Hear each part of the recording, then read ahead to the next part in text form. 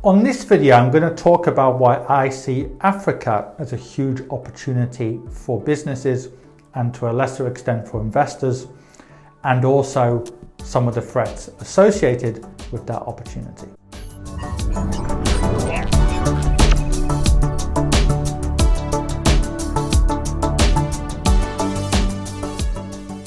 Now, historically, as a business, I have not actually done that much business in Africa.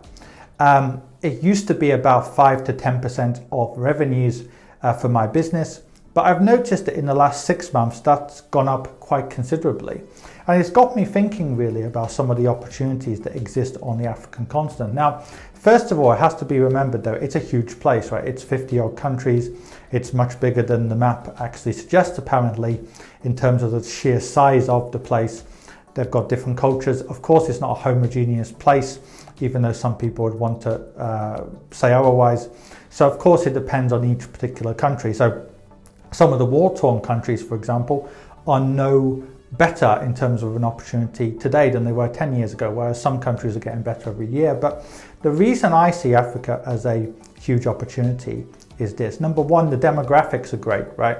The global population is going up, but people forget that in many parts of the world, it's actually going down. So Europe, North America, Australia, New Zealand, and even many parts of Asia, the population would be declining if it wasn't for immigration. And even in India, the population is kind of evening out. It will keep going up, but eventually the number of children per family will go below 2, it seems. Now, of course, that will eventually happen all around the world, including in Africa, but for the next few decades, the population will grow very quickly, it seems, in Africa. And what that means is it doesn't just mean more people, which means more opportunities for businesses, but usually there's what we could call a development curve. In other words, when a country is very poor, to put it crudely, right, and all countries went through this stage, population growth wasn't actually high, or it isn't usually high anyway, because there's loads of people who are born, but because it's a poor place, there's loads of people dying early. So for example, the UK is a good example of this. If you go back far enough, and by the way, this is only a couple of hundred years ago in some cases, people would have big families, but it was quite normal for children to die at quite a young age. And so the population growth when a country is very poor isn't always that high. And obviously when a country becomes fully developed, people are less likely to have kids, or they're more likely just to have 1 or 2 children.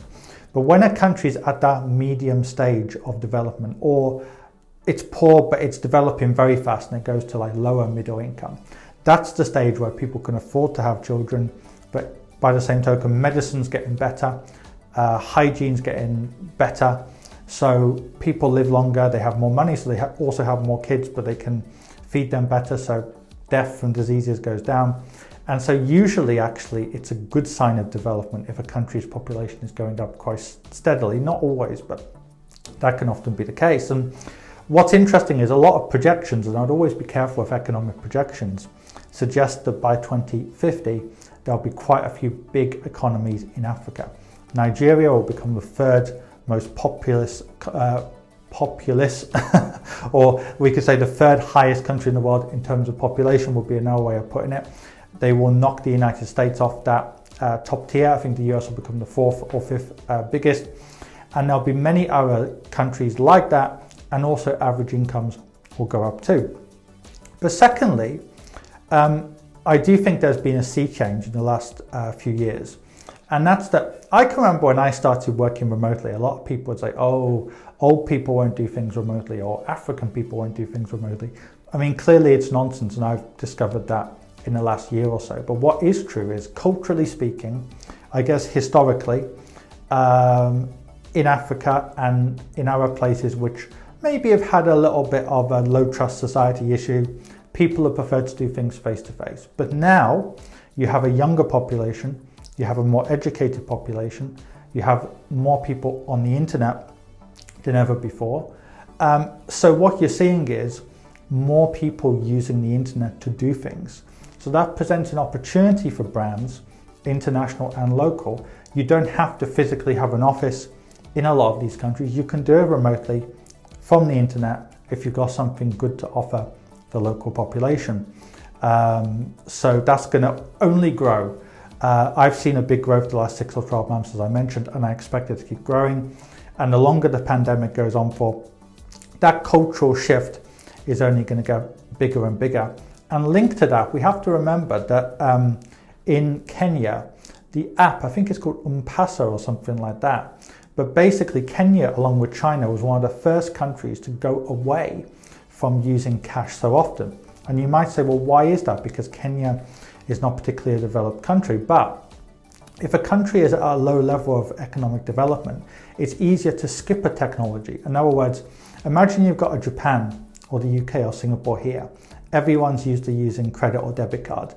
So you can get them to use contactless. But to go straight from card to, say, using your phone for payments, psychologically it feels a big deal for people. But if you've got a bunch of people here, say in Kenya, who are traditionally used to using cash, it's easier for them to just skip over the technology of the credit card.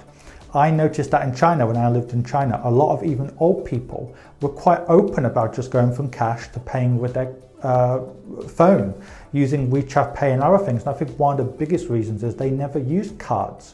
In China, when I first went to China, only richer people in general use Visa and MasterCards. So for the rest of the population, psychologically, embracing new technology is easier.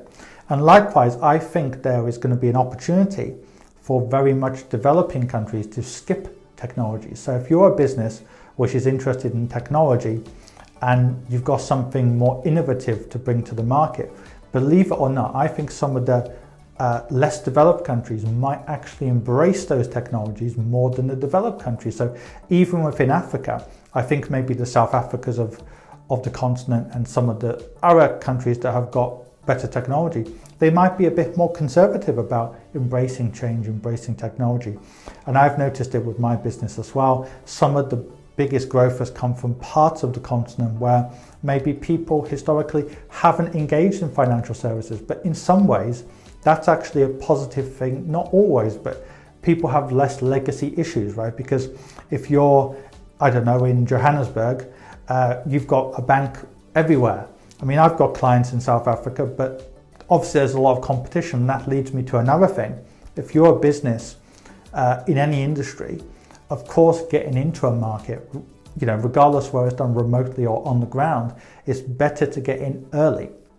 I can remember many years ago when I spent a short amount of time in Cambodia, I noticed a lot of multinationals were either getting into the market early with a physical presence or were investing on online technologies and online marketing because they recognized that even though Cambodia wasn't ready yet, it's better to get in early. And then even if the sales are weak to start with, eventually once the brand name is there, you're going to make more money once it becomes more developed. Fast forward a number of years and Cambodia is already much more of a consumer market. And likewise, when it comes to maybe the Ethiopias of this world, the Ivory Coast, the Ghanas and some others, I think people who get in there early are actually going to do much better for it. That doesn't mean you shouldn't neglect developed markets. I mean, in my business, we do a lot of business as well with developed markets, but the emerging markets definitely do offer some value added, and especially when you consider something which is more regulated like legal services or financial services, there might be a lot of companies that don't want to go into those markets, so there's less competition. However, I will finish with a warning, and that's that when it comes to stock markets, as I've said many times before, don't assume the higher GDP growth will result in better stock market performance. So we're seeing now with China.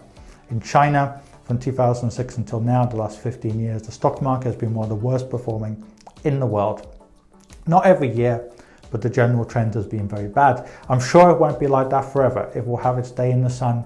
It will hit record highs again, probably sometime in the future. But the point is, just because Africa is a great opportunity, just because it's a growth market, doesn't mean that an African ETF or even something more specific like a Kenyan ETF or an Ethiopian ETF will outperform the US stock market or other stock markets.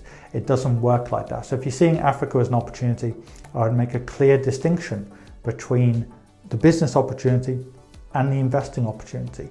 As a business, I think it's a great idea to try to go into the market either locally or especially remotely, considering some of the trends I mentioned. But if you're an investor, I'd be careful about putting a significant proportion of your portfolio into an African ETF for many reasons.